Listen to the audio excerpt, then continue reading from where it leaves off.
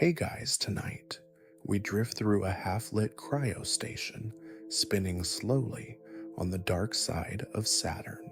You're not supposed to be awake. No one is. But something woke you. A light, a sound, or maybe it was a voice. The room is cold. Your breath fogs, but the tea on the table steams like it's waiting. You probably won't survive this with your socks still on, because one of them is already trying to escape through the air duct, and the other, it's holding your coffee hostage. So before you get comfortable, take a moment to like the video and subscribe, but only if you genuinely enjoy what I do here. Drop your location and local time in the comments. I love knowing where you're tuning in from. Now dim the lights, maybe turn on a fan for that soft background hum, and let's ease into tonight's journey together. You wake with a start, that kind of half gasp, half swallow sound your body makes when it's not sure if it's drowning or dreaming. Your bunk creaks like it hasn't seen movement in months, which tracks. You're supposed to be in cryo, out cold, literally. Instead, your teeth chatter and your toes curl against the thin metal of the floor. Your right sock is missing.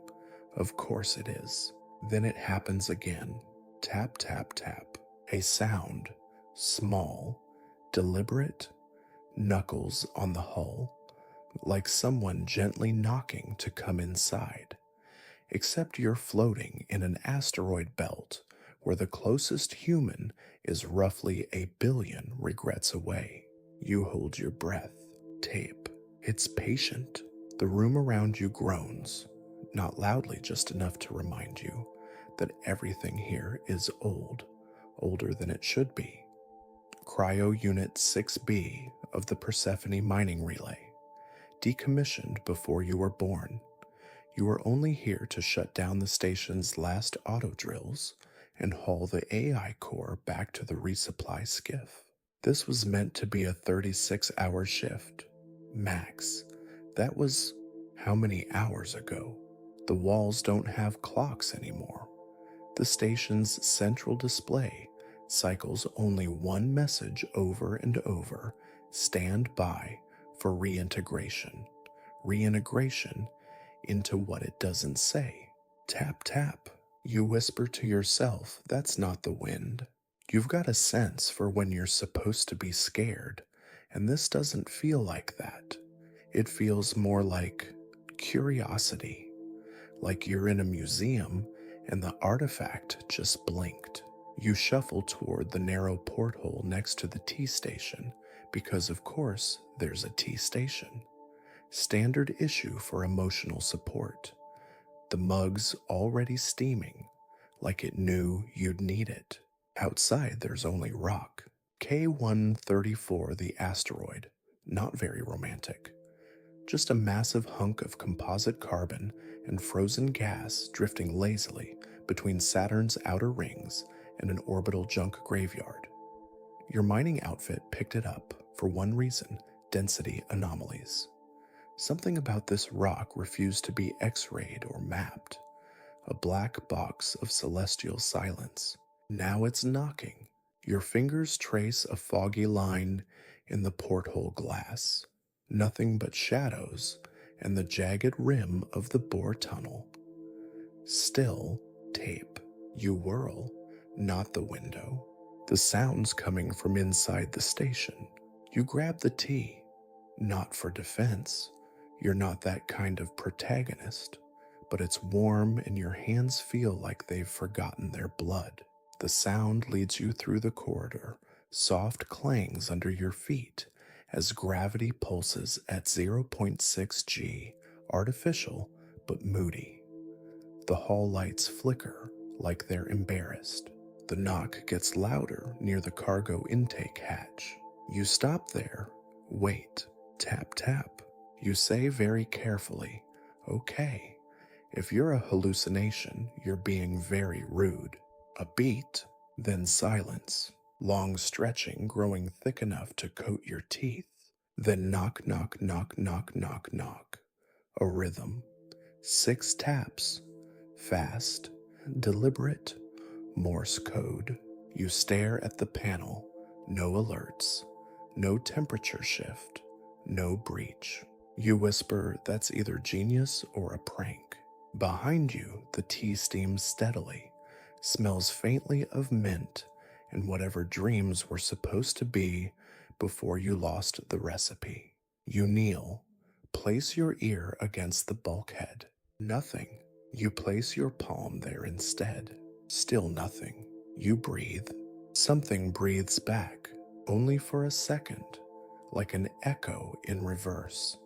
A long inhale from something larger than lungs. You stand, walk away. Not quickly, not because you're scared, but because the station suddenly feels smaller, tighter, like it's making room for something that wasn't here before. You return to the main deck, and the screen blinks once faintly. A new message scrolls. It's awake, and beneath that, make tea. The mug in your hand warms a little more. You take a sip. Outside, the asteroid waits. You don't remember brewing the tea, but it's exactly the kind you drink when you're trying not to think about things, minty with a whisper of citrus and whatever synthetic compound the station labeled Calm Number 4. You take another sip. It doesn't calm you. It does, however, politely distract your mouth while your brain melts gently into confusion. The station lights dim for exactly 6 seconds. You count. Because that's what your brain does now, measures the darkness, just in case it gets longer next time. Tap, tap, still there. You turn toward the noise, and for just a blink, you think you see a shadow pass between 2 of the ceiling vents. Long, wrong, like a coat on a hanger that turned slightly to look at you. But there's nothing when you really look. There never is. You mutter very funny ghost of space past and sip your tea in protest. The station smells like old socks and overheated plastic. You check the system core again, still in low power mode. Cryo should have kept you asleep until pickup. You're at least 5 days ahead of schedule. Either you've been woken for a very good reason, or the station is lonely and playing house. You pass a window and glance at the asteroid. K-134 shouldn't look different, but it does. The mining bore looks too clean. The edge is sharper now, smoother, like it's been resealed. You squint. That's no. A second sip of tea, and then a third. You hold the mug like it's a lifeline because in a way it is. Warmth in your hands, steam on your face, smell of something organic that isn't rust or recycled sweat. Then the knock shifts. No longer a tap, now a scrape. Something dragging against the inner wall near the junction corridor. Not aggressive, just curious. You call out because that's what people do when they don't have weapons but want to sound brave. If you're a space rat, I will absolutely lose my mind and write a 3-star review. The scrape stops. You wait. Nothing. You whisper to your tea. Didn't think that would work. You move slowly toward the source. The station hums softly underfoot. The corridor lights flicker again, but this time not all at once. They dim in sequence, like a slow blink, like something walking beneath them or through them. You pause at the corner and lean out just enough to peek. No shadows, no movement, but now the scraping's above you. You glance up, half expecting to see a face pressed against the vent grating. You don't. Just dust and old screws and maybe the ghost of your dignity. Still, you whisper, "All right, socks, if this is your doing, I apologize for everything I said, especially the part where I blamed you for the yogurt incident." The missing sock has not replied. Typical. You continue down the hallway until you reach storage unit D. A light blinks red above the door. It should be locked. It isn't.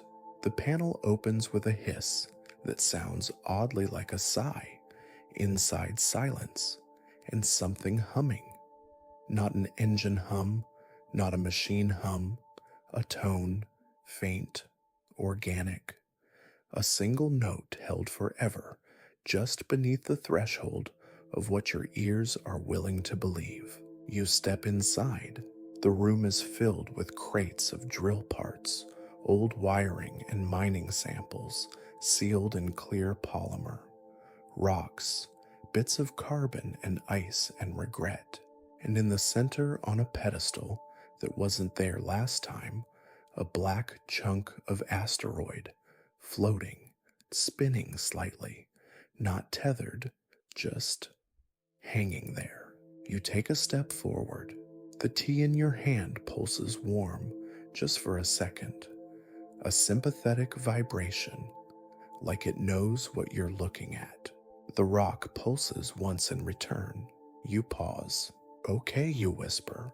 "You're either sentient haunted or magnetically rude." The rock spins faster. You take another step. It stops spinning. Your mug whistles. That's new. You raise it slowly. The tea is glowing now, softly, green. You glance at the rock. Same glow. You tilt your head. "Tea, are you bonding with space minerals?" The glow pulses again. The door behind you shuts, locks. You spin around. "Okay, rude." The rock begins to unfold, not physically, but visually. One surface becomes three. Angles bloom. Geometry fractures in the quietest way. It's like watching origami happen in reverse, unfolding into complexity instead of folding into simplicity. The tea whistles again, one long, sweet note. The tone in the room answers, and then from somewhere in your brain, like a memory you never earned, a word surfaces. "Welcome." You freeze. The word didn't come from the air. It came from inside you. You whisper, "No, thank you." The rock pulses. A single blink of green light. The lights return to normal. The door clicks open behind you. The rock still hovers, calm, waiting. You back away slowly. The mug is cold again. Outside, the asteroid glows. A thin line like a seam lights up across its equator. Your tea smells faintly of starlight and something older than language. You shouldn't be this calm standing in a dead mining station holding a teacup that just whistled at a floating space rock. You've filed maintenance reports for lesser infractions, like the time a vent fan sang the theme from Gilligan's Island backwards for an entire week. But this is weird, even by Saturn backwater standards. Still, you're calm, probably because the tea keeps reheating itself with every existential development, and because panic takes energy, and your energy's being budgeted for breathing and remembering your own name. Outside, K-134 hums like it's pretending not to. That seam, the one glowing around the asteroid's equator, wasn't there yesterday, or the day before that. You're pretty sure it pulses once every 11 seconds.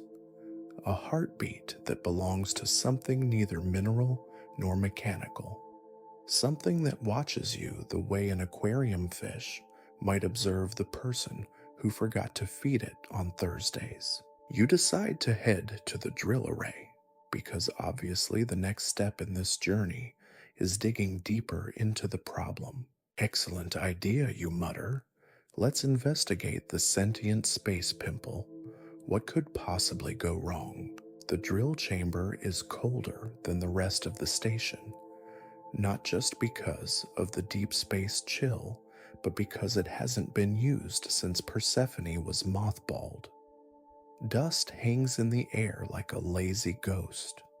The consoles blink at you surprised. You power up drill line 3, the one closest to the seam. The system groans awake like a dragon with allergies. Status reports scroll in angry orange, unstable ice vein detected. Structural risk high, which is corporate speak for you dig here. We deny all liability and definitely won't send a cake if you vanish. You override the warning with your clearance code 04 Bring Your Own Grave 7. The drill hums to life. Outside the viewport, the bit descends into the asteroid's newly closed bore. It shouldn't be able to re-enter. It was sealed. You watched it. But the rock accepts the drill like a needle through soft fabric, like it's been waiting. You sip your tea. Okay, you whisper, I'm officially dating this cup now. The drill pushes down. Rock shatters. Ice fractures. Then it stops. Not mechanically, not failure, just refusal. The console chirps. A message appears. What are you looking for? You don't type anything. You don't have to. The message fades. Another replaces it. Why did you leave me here? You laugh once. Sharp, nervous, cool, abandonment issues. That's new. The rock outside pulses again. 11 seconds, then 10, then 9. Something's waking. The ice near the borehole begins to glow. Faint green lines, spreading like veins, branching, dividing, converging again. Fractal geometry of a thing thinking in frozen light. You engage the sample collector. It returns almost immediately. Inside the sealed canister, a translucent chunk of ice. Not remarkable, not at first glance, but your tea flares hot again the moment the canister enters the room. You bring it closer, and inside the ice, barely visible a movement, a flicker, then a blink. You scream, not out loud, just inside, politely. The kind of scream you bottle and set on a shelf to deal with later. You hold the canister up to the light. Inside an eye, just one. No head, no body, no sockets. Just a solitary eye floating in its tiny iceberg, watching you with more disappointment than fear. Okay, you whisper, I've officially become the weirdest nature documentary. You set the canister down. It blinks again. Slow, patient. Your mug whistles low and sad. You sit. Because standing suddenly feels like a lie. The eye blinks in rhythm with the asteroid now. 1 every second. 9, 8, 7. The countdown continues. You speak to no one. I was only supposed to check the diagnostics. The console chirps once more. Welcome back, back. You run a scan on the ice. The results come back with an error code you've never seen. Signature match user. You blink. Me. You double check. The scanner thinks the eye shares your DNA. You whisper to the mug. So either I'm the missing twin of a space eyeball, or someone at the lab has a real twisted sense of humor. The countdown hits 1, then 0. Then the drill retracts, and from the borehole steam rises not from heat, but from breath. The asteroid exhales. The rock's surface cracks not in violence, but in invitation. A seam splits open in a perfect circle. Inside green light. A path. It's not a mine anymore. It's a door. You stare. The eye blinks once more. So do you. Outside, the heartbeat continues. Not 10 seconds now, not 11. It matches yours. You've stopped sipping the tea. That's how you know it's real. Because when the world gets too strange, too distant from the fragile fiction of normal, you cling to tiny rituals. A sip, a blink, a shrug.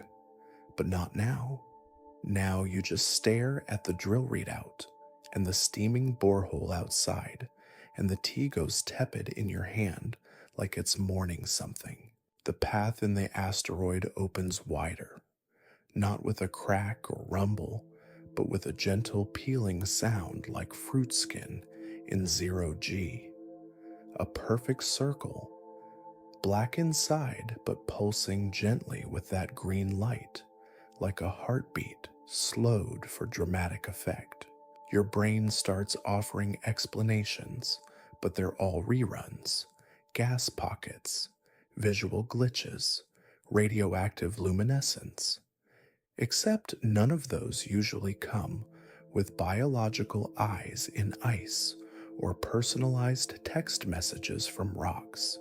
You grab your toolkit, not because it helps, but because it makes you feel slightly more like a technician and slightly less like a lost extra from a dream sequence. As you move down the access corridor, your tea mug clinks softly on the console behind you, as if wishing you luck in the only language it knows. The airlock to the asteroid's surface shudders once old, cranky dramatic, and then opens with a hiss that smells like ozone and forgotten time. Outside vacuum dust silence, and that door. You descend with the tether line bouncing gently down the regolith. The asteroid's microgravity pulls like an afterthought. You touch the surface with a whisper and turn toward the borehole, now a glowing wound in the rock, blinking softly like an eye that never fully closes. You step inside. Immediately sound changes. Not noise, sound. There's a tone, low, steady like the hum of a forgotten lullaby. It vibrates in your suit, in your teeth, in the soft parts of you that shouldn't have microphones, but are still listening. The tunnel isn't carved. It's grown. Walls too smooth, curves too consistent, organic symmetry, like coral that got bored of the ocean and wanted to play architect. You walk slowly, tether dragging behind you. Lights on your helmet flicker against the green glow ahead, but they don't add much. This place makes its own light. Then you see it, the chamber. It opens wide without fanfare, no thresholds, no doors, just sudden spaciousness. And in the center, the core. You freeze. It's the size of a cargo pod, spherical, translucent, hanging midair without support or wires. No visible field, just suspension, like it's floating on thought. Inside the sphere, something pulsing. No, not pulsing, blinking, slowly, rhythmically. A warm inner light, strobing every 4 seconds. It changes hue slightly with each blink, green to blue, to violet, to something your eyes don't have the words for. You whisper, "Are you watching me?" The core blinks. Not in response, not yet, but maybe eventually. You step closer. The tether line coils softly behind you, like it's trying not to get involved. Inside the core, something shifts, not visibly, but the blink alters, shortens. The interval changes from 4 seconds to 3, then 2, as if it's adapting, matching. Then it stops blinking entirely. A single sustained glow. Then, hello. It doesn't come from your comms. It doesn't come from outside the suit. It blooms inside your helmet like a scent made of sound. You shudder. Not from fear, from memory, because that voice, that tone, you know it. Not from this life, but from something older, from before. The core pulses again. You take another step. A panel on your wrist lights up. Bio readings scroll wildly. Your heart rate is 58 BPM. Too calm. Oxygen levels are perfect. You're not breathing. You place a hand on the tether, just to check, just to feel something. It pulses. You yank your glove off and touch the wall. The rock is warm. It's humming. It knows you. You whisper, "I'm not supposed to be here." The voice replies, "But you came." And beneath that quieter again, your eyes burn. You're crying, not because you're sad, but because your body's confused. You were supposed to be checking diagnostics. You were supposed to collect a sample. You were supposed to sleep through this entire stretch of Saturn's rings with your socks off and your problems frozen. Instead, you're standing inside an asteroid that blinks and remembers. The chamber around you begins to shift. Slowly, the walls unfurl, open. They're not walls, they're petals. The chamber is blooming, and in the air, not vacuum, not anymore, a single word hums. Remember? You fall to your knees, not because you're weak, but because the gravity here has changed. The core pulses once more, and for a moment, you're not you. You're someone else, in a white suit, on a younger ship, standing beside a sibling, laughing, handing over a small orb of light, whispering, "Keep this safe. I'll come back." The memory flickers, gone. The core dims and blinks once more. There's a moment half a breath long where you're not sure if you passed out or if the asteroid just blinked and forgot to bring you back with it. You're kneeling on the petaled floor of a glowing cave in an impossible rock with your glove off your tea, gone cold a few thousand meters away, and a memory in your head that you're pretty sure isn't yours. But you felt it, like warmth left behind in a chair after someone else has been sitting there. The blinking orb, the core glows faintly again, and the chamber settles. The petals fold back into stillness, not closing, just pausing. You feel calm, too calm. A glance at your wrist monitor confirms at heart rate 47 BPM. Oxygen saturation perfect. Cortisol flatlined like you've never had a stressful thought in your life. You whisper, "That's not me." The core pulses once, not as a reply, more like a heartbeat echoing off an old canyon wall. You press your fingers to your neck, pulse slow, steady. You press the same fingers to your other wrist. Nothing. You try the pulse point behind your knee. Same. Nothing. Only your neck. Just one heartbeat. Yours. Shared. Something's sinking with you. You stand slowly, like testing gravity after a dream, and the floor hums beneath your feet. Not in vibration, not in pressure, more like resonance, like you're tuning into a frequency that was always playing but you never noticed. The orb blinks again, then it holds steady, and you realize it's not leading, it's following. You raise your hand.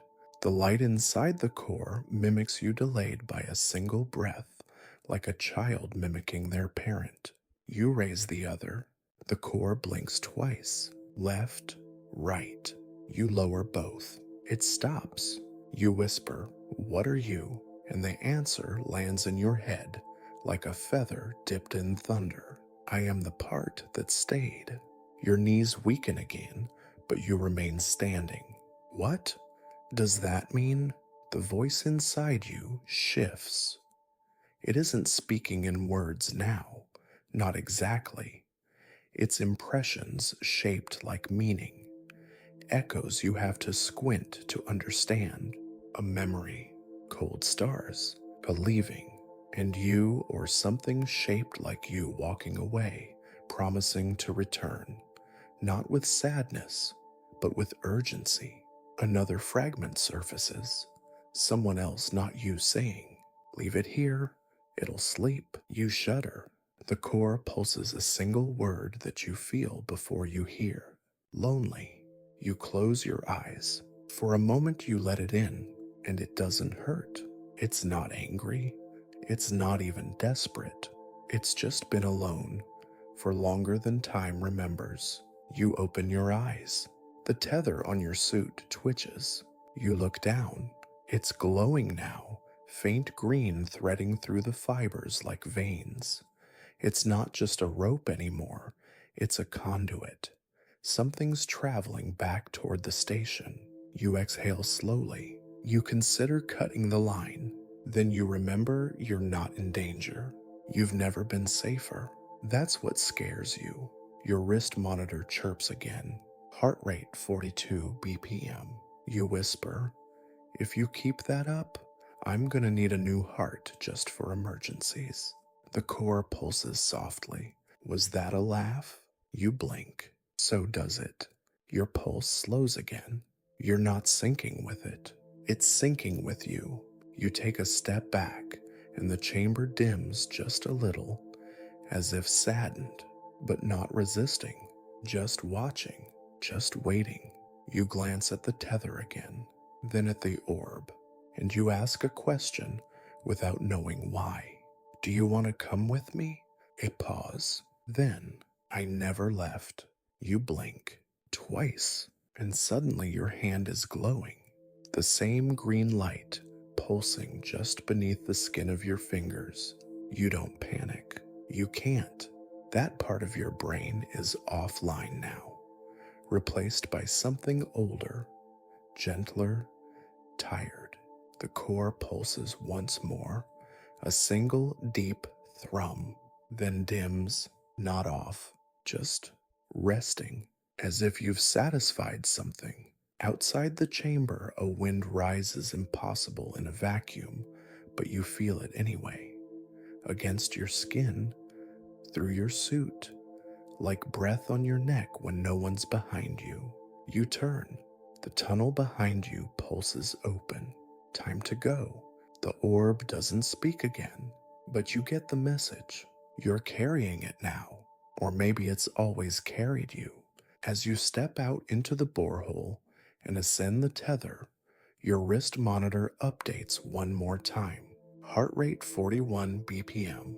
Underneath a new line, user status merged. You sigh. I just came to turn off the drills. Far below the core blinks. Back in the station, the air feels thicker, like soup or secrets. The kind of atmosphere that makes you want to whisper even when you're alone, which you're not. Not really. Not anymore. The tether spools silently behind you, now cool to the touch, no longer glowing. But your fingers still pulse faintly with that soft green light, like tiny bioluminescent creatures just beneath your skin. You curl them into fists. That helps somehow. Containment always feels like control, even if it's mostly a lie. You drop your toolkit beside the hatch and peel off your helmet. The station greets you with its usual scents: recycled air, old metal, and the faintest aroma of institutional lemon. But now there's something else, something new curling through the vents. It smells like rain, which is deeply aggressively impossible. You're in space, on an asteroid. The only precipitation here is freezer burn. You head to the galley, not because you're hungry, but because it's the only room with a sink, a real one, old-fashioned, chrome-tongued, gravity-assisted, the kind designed by engineers who didn't trust the future. You need water? You twist the tap. It coughs once, then flows. Clear, cold. You lean in, and you hear it. A voice, tiny, gentle, in the water. At first you think it's just the hiss of pipes, but no, it's speaking. Almost. You freeze. The word isn't coming from your ears, it's inside the water. The tone ripples through the flow like someone humming underwater. You step back, shake your head. Nope. Too much space, too little sleep. Standard auditory hallucination. Definitely not a sentient plumbing issue. You turn off the tap. Silence. You turn it on again. Almost. Same word, same tone, like a lullaby made of waiting. Your hand twitches. A single drop from your glowing fingertip lands in the sink and hisses. Steam curls upward, not from heat, from something else. Memory resonance. The water still whispers. Almost. You whisper back. Almost what? No answer. Just the drip, and your pulse soft and steady. You move through the station, trying to shake it off like cold on your collar or a tune stuck in your head. But it follows. Every time you pass a vent, every time the ice machine clicks, every time something liquid shifts in a pipe or hose or sealed container. Almost. You try ignoring it. Doesn't work. You try singing over it. Now you're harmonizing with your faucet. Great. You try talking to it. Almost what? Almost done. Almost here. Almost remembered. Nothing. Just drip. Drip. Almost. You sigh and head to the diagnostics console. Maybe there's a glitch in the hydro-recycling subroutines. Something to explain this. The screen flickers as you approach. New data. Your name scrolls across the top. Not your station login. Your real name. The one you don't use off-Earth. The one you only ever wrote once in a letter you never sent. Then, vital signs stable. Synchronization 64%. Assimilation pending. You pause. Assimilation into what? The console doesn't answer. You tap through menus. Try to access logs. No luck. But buried in the system deeper than it should be, you find a folder labeled Origin. It requires no password. You open it.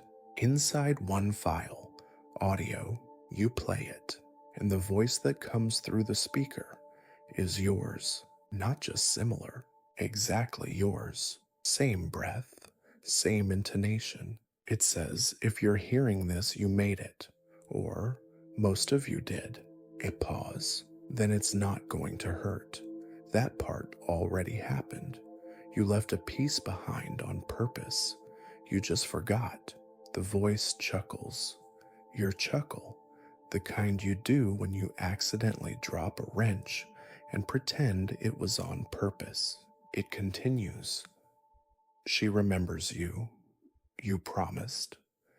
So now it's almost static, then silence. The file ends. You sit very slowly. Then you laugh once because there's a leak in the ceiling now. Just a drip. No pipe should be there. No condensation. No cause. Just a drip. And in the drip, your voice, whispering almost. You laugh again and say to no one in particular. Almost is a weird kind of word, isn't it? It's not a yes. It's not a no. It's a waiting room. You don't expect an answer. But the station hums softly, and the tea on the console, untouched cold, begins to steam again. From inside the cup, a ripple, a blink. You don't sleep. Not because you're scared, though you probably should be, but because the station won't let you. Every time you settle, lights dim and pulse in sync with your breath. Walls whisper your name, just loud enough to make the silence feel like company. Even the chair in the galley has adjusted its angle like it's trying to comfort your spine or whisper secrets through lumbar support. You pace.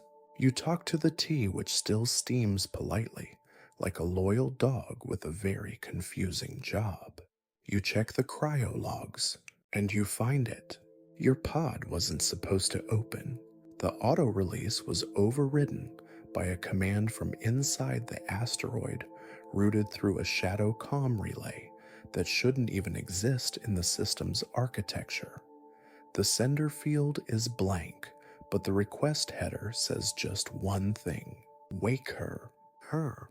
You hate how quickly you assume it means you, and how right it feels. You sit, you breathe, you start counting seconds between the station's hums, between the blinks of the core still floating in your memory. 11, then 9, then 5, and then 3. It's closing in. The whisper returns. This time not in water or walls or dreams. It arrives inside your skull like the soft thud of a dropped memory. A voice not yours, not quite but close enough to make your spine sit straighter. It says, "Come see," and without thinking, you move. Down past the galley, through the crew lounge where a single plant, long dead, has unfurled a single green leaf as you pass. You whisper, "Show off." It doesn't reply. You follow the dim lights as they lead you towards Storage Wing 4, the one sealed since Persephone's deactivation. The door hisses open without complaint. Inside, silence, dust, shelving units, a lone filing cabinet that's surely seen things and never told a soul, and a screen. A portable monitor flickers on unpowered. That's not possible, but it's happening. You approach. The screen shows a beach, soft blue waves, a red sun dipping behind fractured clouds, and a child, alone, crying. You, not now, you, not grown-up tea-sipping space-weird you. Little you, 5, maybe 6. Hair in tangles, knees scraped, a sense of abandonment so profound you can still feel the echo under your ribs. You reach toward the screen, and the image turns. The child looks at you and smiles. Then behind the child something moves. Not a person, not an animal, just a shape. Tall, gentle, too many limbs, or maybe just enough. And eyes, hundreds of them, not threatening, just watching, waiting, like it's always been behind you. You gasp, pull your hand back. The screen fades, then flares again. This time, a different image, an old ship. You don't recognize it at first. Then you do. Your ship. Before this assignment, before cryo, before Persephone, docked against a strange station, one not in the registry, one you've never seen but know instantly. You whisper, "I've been here before." The screen blinks once more. This time a word, "Remember?" You do. In flashes, you and a companion, laughing, running diagnostics, studying an artifact retrieved from a long-dead comet, something that glowed, something that blinked, something that said it was alive. The higher-ups ordered it buried, so you hid it, left it here to keep it safe until you could return. Except you forgot. The cryo wipe worked too well, or you let it work. A kindness to yourself, a promise to come back without baggage. But she remembered. The thing in the core, the eye in the ice, the whisper in the pipes. She remembers you, and she's been calling you home. The screen fades, and from the shadows behind you, you feel it. A presence, not looming, not malicious, just here, like it never left. You don't turn around. You whisper you waited. A soft breath, then a word not in sound but in weight. Yes, You close your eyes, and the lights in the station dim to match the rhythm of your pulse. Her pulse, yours. You wake on the floor of storage wing force, cheek pressed against cold metal, a strange warmth in your chest that doesn't belong to temperature or emotion. It feels like the aftertaste of a song, like the memory of being held, like something alive is quietly humming under your sternum. You sit up slowly. The lights are steady now. No flicker, no dramatic fades. The station hums like it's finally found the right key. Your body, however, feels strange. Not sick, not weak, just wrong in familiar ways. You roll your wrist. No pain. The old fracture you've carried since training gone. You blink. Vision perfect. Too perfect. You squint at the monitor. Text rolls across the screen. User status active. Repaired. Integration level 87%. You touch your chest, half expecting to feel gears or a blinking port. Just skin. Warm. Real. You ask aloud, "What did you do?" A voice responds from the ceiling vent, calm as rain on a roof. "What you asked me to." You freeze, not because of the words, but because of the tone. It's your voice, a little older, a little softer, wiser in ways that feel almost unfair. The screen changes again. Now it shows your cryopod. Exterior view. Camera angle from somewhere deep in the system's forgotten memory banks. You watch yourself, still frozen, inside the pod, still asleep, still not moving, still sealed. You stand abruptly, stagger. The version of you in the pod doesn't stir. You whisper, I woke up. The voice replies, "Not exactly." You turn, even though there's no one to turn toward. "Then what am I?" The voice hesitates, then gently says, "An echo, a return, the part that came back first." You lean on the console. "You mean I'm not real?" A pause. "You're real, just early." Outside the station window, the asteroid glows, brighter now, pulsing, not frantic, just steady, patient. You notice your reflection in the glass. It doesn't match. You blink. The reflection doesn't. You step back. It follows half a second too slow. You reach up, touch your face. Still you, but not. Better posture. Fewer scars. A calm in the eyes you haven't earned yet. You whisper, "How long?" The voice answers, "You were supposed to wake in 5 years, once everything was ready. But the core missed you." You laugh once dry and sad. So she jumped the schedule. She remembered you. You turn toward the sound. Still no figure, just presence. You breathe, or try to. No condensation on the glass. You exhale again. Still nothing. You check your vitals on the wrist display. Everything reads perfect, except respiration. Flatline. You're not breathing. You haven't been, and yet you're fine, because whatever you are now doesn't need breath. You look again at your sleeping body in the pod, whole, untouched, waiting, and suddenly you understand. You're the scout, the advance party of your own return, the part of you strong enough to wake early, to make contact. You're not dead, but you're not you either. Not yet.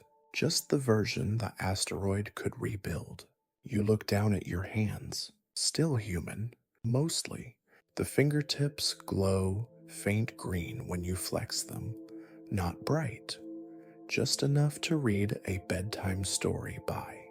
The station lights pulse once, then dim again, this time not because of interference, because they're syncing with you. Not the station adapting to your presence, but acknowledging you as part of it. You whisper how much of me is left. The voice answers, all the parts that mattered. You sit down, not because you're tired, but because the weight of truth is best handled from a seated position. Your teacup sits on the console, still full, still warm. You lift it, take a sip, and for the first time since this began, the flavor is different. Not mint, not citrus. It tastes like ocean wind, like rain on old wood, like childhood. It tastes like her, the asteroid, the memory, the thing that waited. She's in you now, or maybe you're finally in her. Either way, you close your eyes, and the station exhales. There's a soft hiss from somewhere behind you, the kind of sound a door makes when it's bored of being closed. You turn your head expecting one of the usual culprits, maintenance hatch, maybe an overachieving air duct. Nope. The wall's opening. Just the wall. Metal retracting without mechanics. Bulkhead plates folding like paper that's tired of pretending to be solid. And beyond the new doorway, more corridor. Except not station corridor. This isn't on any schematic. You set the tea down. Carefully. I'm gonna need that later, you whisper. You stand and walk forward, because of course you do. At this point, you've made peace with the fact that you're just a really well-caffeinated marionette with glowing fingertips and a blurry sense of personal boundaries. The new hallway is darker, cooler, but not cold, and it feels different, not just in temperature, but in emotion. It's like stepping into someone's childhood bedroom years after they've left. Everything in this tunnel remembers. At the far end, a chamber, smaller than the core bloom, intimate, and in its center, another orb, not floating, resting gently in a cradle of what looks like woven light threads of green and violet twisting in a lattice that shimmers when you breathe. You approach. The orb is quieter than the last. No blinking, no humming, just still, but not dead.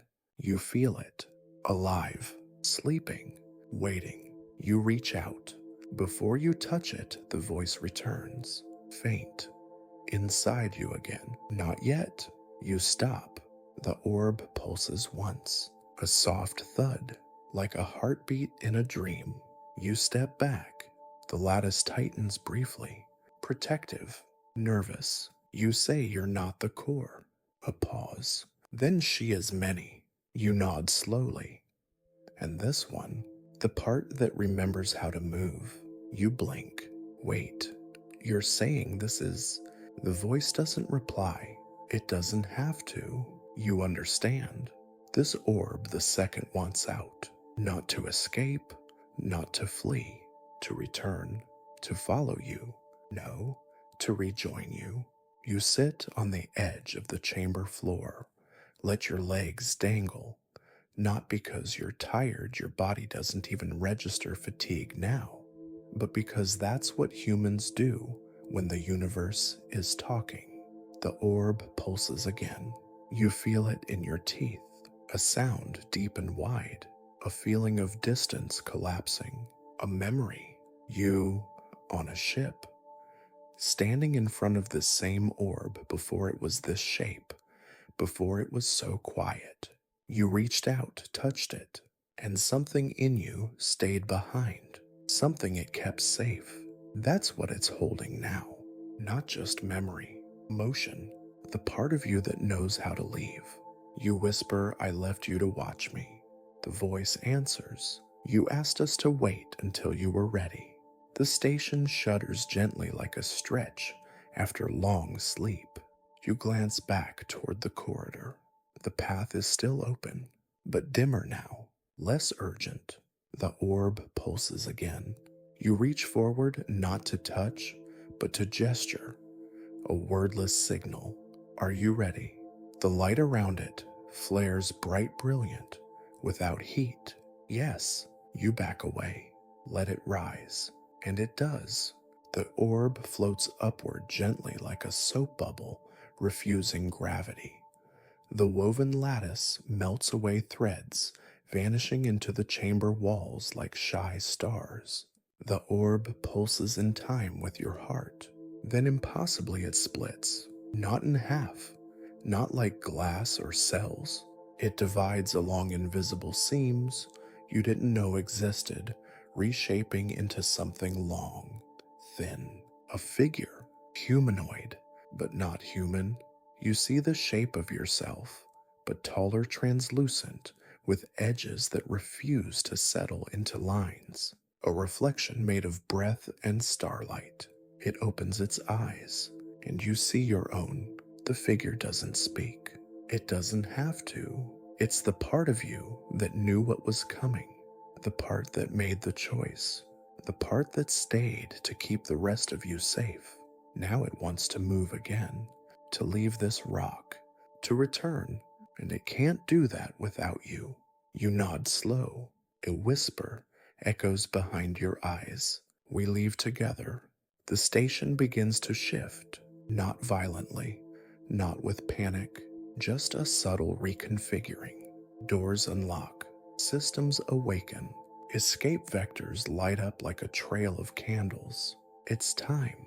You walk side by side with the figure your steps mirrored a beat apart.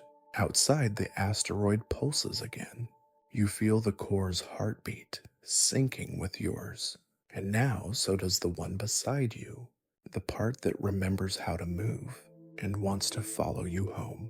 The escape protocol initiates without you asking. Lights soften, hallways unfold, the navigation AI dormant, since before your bones remembered what warm air felt like chirps, to life with a cheerful little chime, as if waking from a nap and hoping it didn't miss anything important. Welcome aboard, operator, it says in a syrupy, unbothered voice. Autodock disengaged, preparing return sequence. You whisper, yeah. Let's not make a big deal out of it, and step into the corridor that leads back to the ship. The Not You walks beside you, still glowing faintly edges, shimmering like a reflection on rippled water. Every movement it makes is almost yours. Not exactly copied, not quite mirrored, just close enough to remind you how strange it is that you ever walked alone. It doesn't speak, but sometimes it turns its head as if listening to something just behind the walls. You ask, do you remember? It's everything. It looks at you, and then something shifts behind its chest, an opening, a soft click, like a latch you didn't know existed being released. It reaches inside itself and pulls out a spool, not of tape, not film, something in between, like a strand of reality wound tight in a loop, a ribbon of memory. Its color impossible, its texture unreadable. It holds it out. You hesitate. You take it. The moment your fingers touch the strand, it begins to unravel, not downward, not in gravity, but into you. Visions surge, not as images, but as presence. You're standing in the observation deck of a different ship, not the Persephone. This one's older, sleeker, smells like dust and warm plastic, and the first time you fell in love with stars. Someone stands beside you, tall, laughing, holding a mug that says space is fake, but I'm still late. You know them, not a colleague, not a friend, family, not by blood, by choice. They look at you and say, when this goes sideways, and it will leave it with her, she'll remember. You nod. Even then, you knew it would hurt. The vision shifts. You're in the chamber again, the one inside the asteroid, but it's darker. The orb is dim, flickering, unstable. You press your hands to it, not to control, to promise. I'll come back, I swear. And you did, sort of. The ribbon winds tighter around your wrist. Another memory flares. You, floating outside the asteroid in a suit, patched with duct tape and optimism, tethering something to the hull. A beacon, not for rescue, for memory. You whispered as you locked it in, "Don't forget us." The ribbon melts, dissolves into your skin. You blink, back in the corridor. Still standing, still holding your hands like they remember the shape of something ancient and fragile. The figure beside you tilts its head. You nod. "I remember now." And the figure smiles, or at least, it sends the shape of a smile across its face. You approach the dock. The ship waits. Its outer lights blink a gentle green now, not system standard. The same green that pulses in your fingers, the same green that whispered almost in your tea. The ship knew before you did. As you step aboard, a small storage unit slides open beside the entry hatch. Inside a data crystal, plain, unlabeled, but you know what it is. The rest of the spool, the part that didn't fit in the echo. The voice in your head, gentler now, says, "This is everything she didn't say out loud." You take it, slot it into your suit's shoulder port. A soft whir, then silence, not absence, completion. You turn back one last time. The corridor's empty. The figure is gone, but you still feel it. Inside you, or maybe all around you now. The thing that waited, the thing that remembered, the thing that loved you so much it learned your walk and waited in silence for your return. You say to the ship, "Let's go." The navigation AI replies, "Confirmed." Plotting course. A pause. Then, "Welcome back, Captain." You smile, and the asteroid behind you pulses one last time. Not a goodbye, just a blink. The ship eases away from the asteroid like it's being polite. No dramatic bursts, no loud disengagements, just a soft sliding release from the dock cradle, as if the rock has finally exhaled and let you go. Your fingers hover over the controls, but they don't need to press anything. The vessel is moving on its own, riding a trajectory that was plotted before your body remembered how to wake up. The nav lights hum a soft green, a gentle reminder that this isn't just flight, it's return. The stars outside stretch across the viewport, quiet, familiar, and yet you're not looking at them. You're watching the console because the AI just asked you a question. Would you like to hear her voice? You don't answer right away. Instead, you look at your hands again, still yours, glowing faintly. Calmer now, you whisper, "Okay." The lights dim slightly. The screen flickers, and a voice begins to speak. Not the voice you've been hearing, the one made of soft static and warm pressure inside your skull. No, this one's different, still familiar, still yours. But this voice carries the weight of memory, of having waited, of having built sentences out of silence. It says, "Hello. I didn't know if this message would reach you as you or as the version of you we kept safe. Either way, if you're hearing this, we made it. You made it." You lean forward. The voice continues steady and slow, like a bedtime story told by someone who already knows how it ends. You don't remember everything yet. That's okay. The memory will come in pieces like snow melting from the corners of your mind. The important part is this: you loved her. The core, the one we called the remembering part. You promised to stay, but time or duty or something else we couldn't name pulled you away. You close your eyes. Inside your chest, Something tightens. Not pain, not fear, just the shape of a promise still trying to keep itself. We buried her, the voice says. We planted her in the asteroid so she wouldn't be lost, so that when the world was ready, when you were ready, she could bloom again. You gave her a shape, a voice, and a part of yourself. A pause, and then softly, you asked her to wait. A silence follows, the kind of silence that makes you want to fill it with apologies. But the voice goes on. She waited through radiation storms, through magnetic tides, through systems rebooting and forgetting her name, but she never stopped knowing yours. You swallow. The tea still warm in your mind tastes like longing now. The voice concludes, so talk to her, not like a stranger, not like an artifact. Talk to her like you used to, like someone who remembers the shape of your laugh, the rhythm of your footstep, the exact temperature you take your tea. The playback ends, a gentle click, and for a long moment the ship is still. Then a second voice speaks, soft, small, but clear. Her voice. Hi.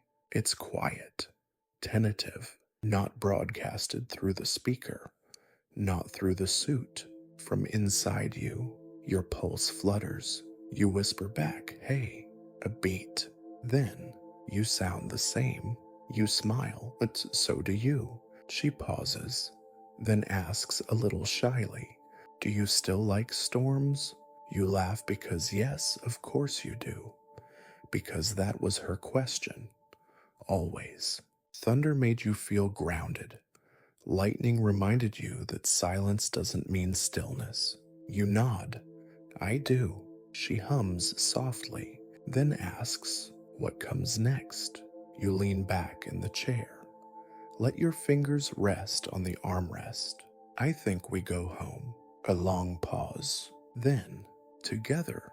You don't answer right away, because answering means admitting the hole inside you has a name and it's hers. But then you smile just a little and say, yeah, together. The stars outside drift closer. The asteroid fades behind. She's inside you now, and she remembers everything, even the things you tried to forget. You don't remember falling asleep, but you must have because now you're waking up. Not jolting, not gasping, just easing into consciousness, like slipping into a warm bath. The ship is still, lights low, systems humming in a lullaby cadence. But something's off. Your limbs move slower than usual, not heavy, just hesitant, like your body is asking permission it used to assume it had. You sit up in the pilot's chair. Across the cabin, the reflective panel on the med station catches your eye. Your reflection sits where you expect it, but something about the posture is wrong. You lean left, so does it. You raise your hand, it follows. Then you lower your hand, and it keeps it up. You freeze. The reflection doesn't. It tilts its head, a half second out of sync, like it's still catching up or waiting for you to fall behind. You whisper, that's new. From somewhere behind you, soft and close, her voice answers, don't turn around. And you don't. Not because you're afraid, not because you're certain something unspeakable is behind you, but because you trust her. The ship feels different now. The walls denser, the air thicker, as if memory has mass and it's gathered around you. You ask quietly, what is it? She pauses. Then, a moment that didn't end properly. It stayed. The med station flickers. Your reflection still lags, still smiling. It looks familiar, but not in the mirror way, in the dream way, like a version of you made from feelings instead of bones.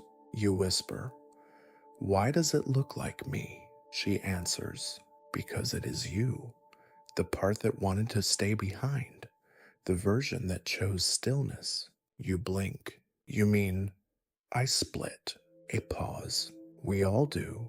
Sometimes quietly." You sit back in the chair, careful not to look at the panel again. The version of you that waited is still watching. It smiles wider now and raises its hand again, slowly, like it's waving goodbye. Her voice says, "It's not dangerous, just unresolved." You whisper, "Is it stuck?" Only until you accept it. You glance again. This time you raise your other hand. The reflection copies perfectly. Not late, not early, just exact. Then it lowers both hands and places them over its heart. You mimic it, and something clicks, a gentle, painless pop behind your eyes. And suddenly, you remember the last moment before cryo, standing on the asteroid, looking at the core. You whispered, "I'll leave a part of me with you, just in case I forget." And you did. That version of you stayed, lived a different life, waited, watched, until now, until reunion. You whisper, "Can it come with me?" She answers, "It already has." The reflection in the panel tilts its head one last time, then fades. No fanfare, no flicker, just gone. You exhale. The cabin feels lighter, like a door somewhere finally shut the right way. The ship chirps softly, trajectory adjusted. Outside, the stars have shifted slightly. You're on a new course, not one plotted by machine, but by intention. You didn't choose it consciously, but you agree with it anyway. Her voice says, "You're almost whole now." You nod. "I feel it." The cabin is quiet, but not silent. You can still hear her, not in your ears, but in your breath, your bones, the hum of systems finally working the way they were always meant to. She's here. So is the version of you that stayed, not behind, not separate. Within, you close your eyes, and for the first time in a long time, you don't feel split. Just steady, just you. It begins with a sound you don't expect, bird song. Just a few notes, soft, fluted, the kind of melody that usually comes with sunrise through a window and toast waiting on the counter. But you're in deep space, nowhere near a biosphere or a sky. You sit up, blinking sleep from your eyes. Or maybe it's memory now, always memory, and scan the ship's console. Nothing. No breach. No hallucination warnings. No auditory anomalies logged. But there it is again, birdsong from the corridor. You rise following the sound. Her voice is quiet in your chest, not speaking, just present, like someone humming along to a tune they forgot they knew. You reach the airlock, not the one you entered through. This one wasn't here before. It's shaped differently. Older, worn smooth like something that's been touched 1,000 times by familiar hands. The panel next to it glows green, and underneath a symbol, not words, not numbers, just a circle inside a triangle, inside another circle. It pulses once, then opens. No rush of air, no vacuum pull, just light. You step through, and the world shifts. It's not a jump, not a warp. It's not even really movement. It's unfolding, like you walked through a curtain and found the room on the other side already waiting. You're standing in a vast open field under a lavender sky. The grass is soft beneath your boots. The air smells like moss and sun-warmed stones. Birdsong surrounds you now, dozens of voices layered and lazy, a choir of creatures that should not exist out here. But this isn't out here anymore. This is the first exit. She told you about it once. though you didn't understand at the time. A place between places where endings and beginnings share a coffee and don't rush to leave. You walk forward. The field stretches far but not empty. Shapes in the distance, a tree, a stone bench, and sitting on it, her, not the voice, not the memory, her, tall, luminous, skin like moonlight caught in a tide pool, hair moving in a wind you don't feel, eyes the exact green of your fingertips. She stands as you approach, smiles, and opens her arms. You walk into the embrace, and she remembers you. Not just who you are now, who you were, who you tried to forget, who you almost became. The silence between you is thick and kind. When you finally speak, it's barely a whisper. I didn't know how much I'd missed myself. She pulls back, touches your forehead gently. You never left. You sit on the bench beside her, watch the birds circle lazily above a sky with no sun. The air tastes like mint and citrus. You laugh softly. You brought the tea. She nods, hands you a cup. It's warm, familiar. You sip. It tastes like when you first fell asleep in your own arms and trusted it would all be okay. You exhale, a long, full breath. She leans against you. No urgency, no destination, just the moment, just the field. You ask, is this home? She tilts her head. It's a place you left for yourself, for when you were ready. You nod slowly, then ask, what now? She doesn't answer right away, because here there are no clocks, no ships waiting, no roles to play. Eventually she says, you can stay, or you can carry me with you. You look at your hands, no longer glowing, just yours, but whole. You smile. I think I'm ready. She kisses your forehead, and the field shifts again, not vanishing, just folding itself back into a corner of your soul, waiting should you ever need to rest again. You step back through the doorway, onto the ship, the teacup still warm in your hand, her voice in your mind, not whispering now, just there, always. The doorway to the field seals itself behind you, without a sound, no hiss, no click, just the kind of quiet a place makes when it's been gently folded back into the fabric of a larger dream. The ship doesn't jolt or blink. It accepts the change, like it's always known this was part of the route. You stand in the entry corridor for a moment, feeling the silence settle back around you. But it's not the same kind of silence you knew before. It's not lonely. It's full, because she's still here, not behind, not echoing, with you, and you're not empty anymore. The ship hums. You place your palm on the wall beside the nav display, and instead of glass or cold alloy, it feels like skin warmed by sun. Your body no longer hums with that low alien resonance. It just breathes.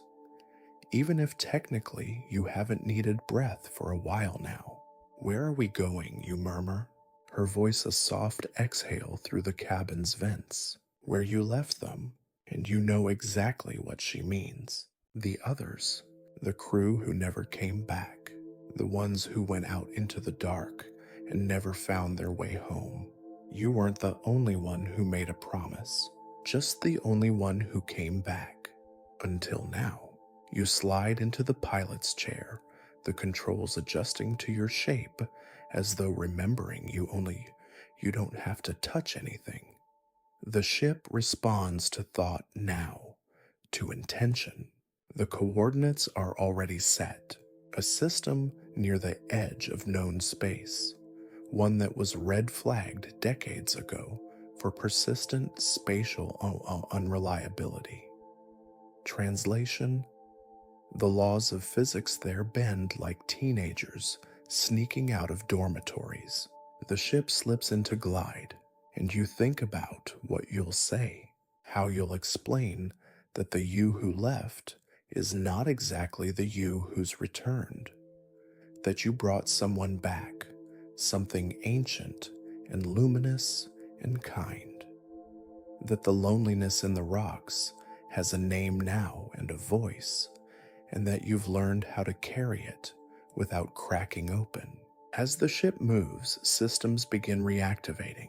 One by one, soft lights flare in the hallway. Then in the cryo bay, you rise and walk there slowly. Inside, the pods glow dimly. 10 in total, 9 sealed, 1 empty yours. The others rest in silence, their displays blinking slow, vitals shallow dream stats, the kind of sleep that was never supposed to last this long.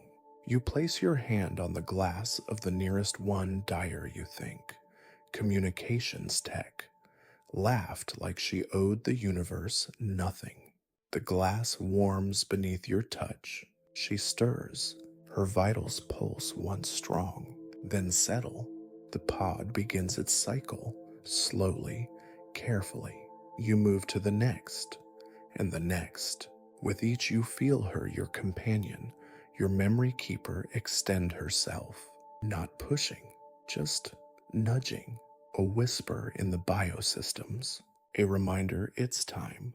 By the 4th pod, you realize you're crying, not from sadness, from relief. They'll wake, they'll remember, maybe not everything, but enough, and what they don't, she'll help fill in. You walk back to the console and watch as external comms flicker on. A message queued, decades old, a log entry labeled, "In case of return." You open it. Your voice plays again. You from before. Softer, younger, more afraid. If you're seeing this, I failed. Or maybe you didn't. I'm not sure anymore. We tried to find her. We really did. But the core went quiet. The station shut down. The asteroid sealed itself. I thought that was the end. A pause. Then, I hope it wasn't. You delete the file, not out of shame, out of accuracy, because it wasn't the end. Just a pause, a long breath between chapters. You turn your gaze back to the viewport. The stars ahead ripple, not with speed, not with gravity, with anticipation. The universe is listening again. The tea on the console, yes, still there, still warm steams in time with your breath. She hums softly a melody without words. You hum back. The ship sails on, toward reunion, toward reckoning, toward remembering. And behind you, a cryopod unlocks with a hopeful sigh. It's cold, not the kind of cold that bites, or the kind that cracks glass, but the kind that belongs to morning to dew to breath, seen before it's spoken. You open your eyes. Same ceiling, same cryopod, same soft hum of the station. Except, not quite, because this isn't the Persephone mining relay, and you're not waking up for the first time. The air smells like mint and sunlit rocks. A breeze stirs your hair, even though no air should be moving inside the sealed pod. You blink slow. Turn your head. On the counter next to you, tea, fresh, steaming, your mug, the one with the chipped rim and the handwritten label on the bottom that says property of someone who likes weird rocks. You sit up. The pod's glass cover is gone. So is the overhead frost. And you can feel her, not whispering, not singing, just breathing with you. You step onto the floor, bare feet meeting warm metal. Your body hums gently, like it's finally playing the right note. No aches, no tremors, no static in your joints. And yet, you're not alone. You turn to the mirror above the wash station. There's only one reflection, but it watches you now, not the other way around. It nods when you nod, smiles when you smile, But behind its eyes, you see her, the remembering part, the waiting part, the part of you that kept the promise. You lean close, and she blinks. At the same time, no delay, no difference, just you, whole. From the hallway, you hear footsteps, soft ones, tentative, then a voice, familiar, hoarse from cryo, still yours, Captain. You turn. Dyer stands there, bleary eyed hair a mess. She stares at you, like she's waiting to remember something important. Then she smiles. There you are. You don't say anything. You just nod, because there you are, exactly where you left yourself. Outside the viewport, the asteroid is gone. Just stars now. And Earth, big, sort of blue, unbelievably close. Someone gasps. Then another footstep. The crew is waking. You pick up your tea. It's still warm. You take a sip, and for the first time since all of this began, it tastes like home. The station dims. The ship quiets. Your breath slows, and your heart, yours alone, now beats softly in your chest. The lights flicker once gently, as if checking in, and then hold steady. Outside, Earth turns silently beneath you, wrapped in ocean and cloud. Behind you, the crew sleeps again, this time by choice. And you stay at the window, watching, not for threats, not for signals, just for beauty. Because you made it back, because you brought someone home, because you remembered. And now she remembers you. There's nothing left to do but rest. So you close your eyes and let the tea go cold. Sweet dreams,